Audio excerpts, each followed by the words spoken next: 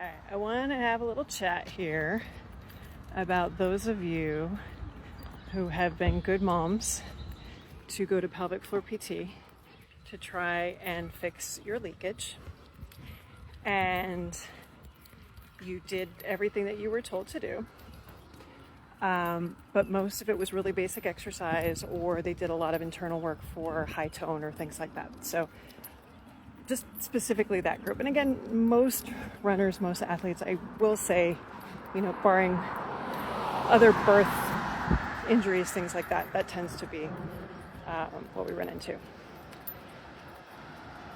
If that's all you get and you're still having symptoms with running, with downhills, with trail running,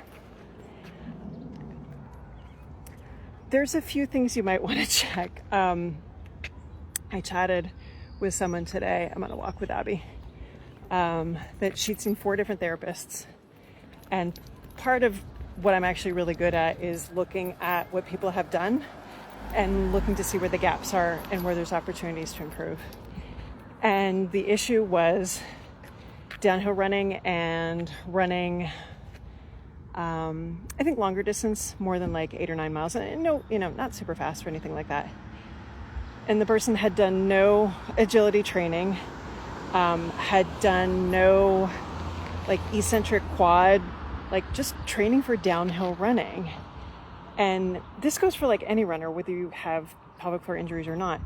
If you don't train for downhill running, you're going to suck at downhill running. And if you don't believe me, the trail race that I just did, I guess it was about a month ago, I didn't really train enough for downhill trail running. And the second 5-mile loop, my pelvic floor was like, hey, what's going on here? Because you're doing a really crappy job at controlling your body's descent down these trails. And the thing is, I look at situations like this and I'm like, all right, well, where's the gap? Okay, they haven't done any downhill training. And I'm asking myself, okay, so this seems like blatantly obvious to me, but here's the thing. And again, it's good news, bad news. That's an awful sound. And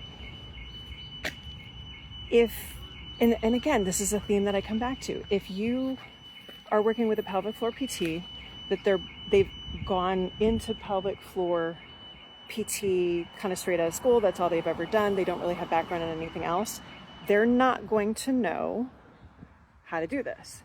If you go to a running PT, they might know how to train for downhill, but they're not going to figure out how to put it together with the pelvic floor piece of it. Ideally, you would hope the two of them together would figure that out, but that might, take a little bit of extra legwork, but it can be done. Or there's those of us, and again, there's so many more of us, it's kind of cool actually, that we understand both of it. We can kind of pull the pieces together and be like, well, what about this?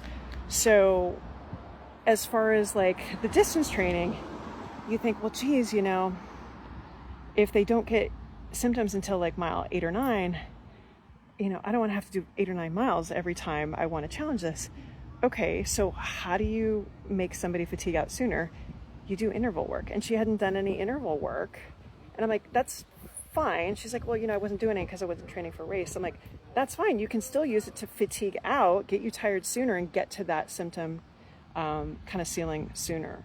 But again, it's understanding running, it's understanding training, it's understanding how you train for certain situations, and then kind of extrapolate those pieces out with the overlay of kind of understanding the pelvic floor.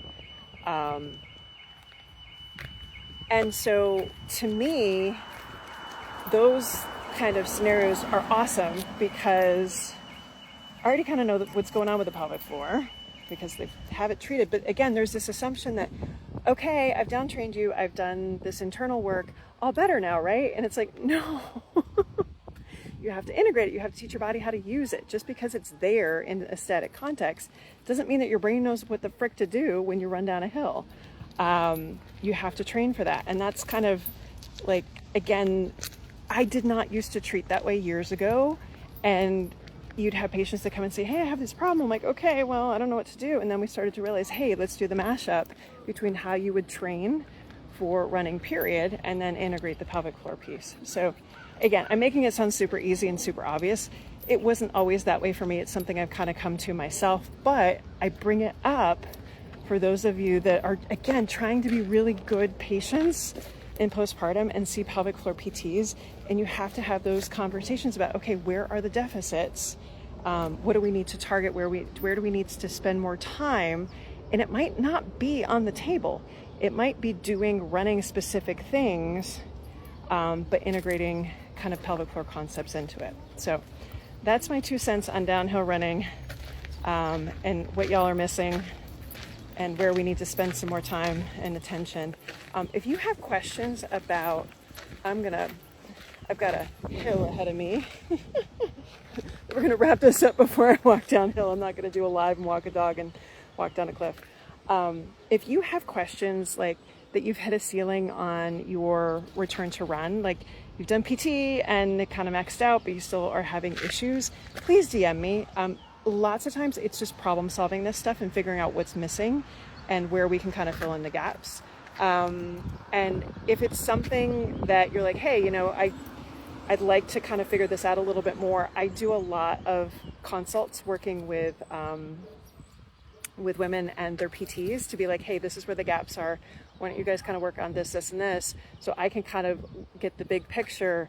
And it also helps that local PT learn. So if you're up for it, kind of helping out the next generation of PTs and patients so that they have a little bit better information than you did. So that's that whole pay it forward thing. So if you have questions, if you're interested in learning more, definitely shoot me a DM.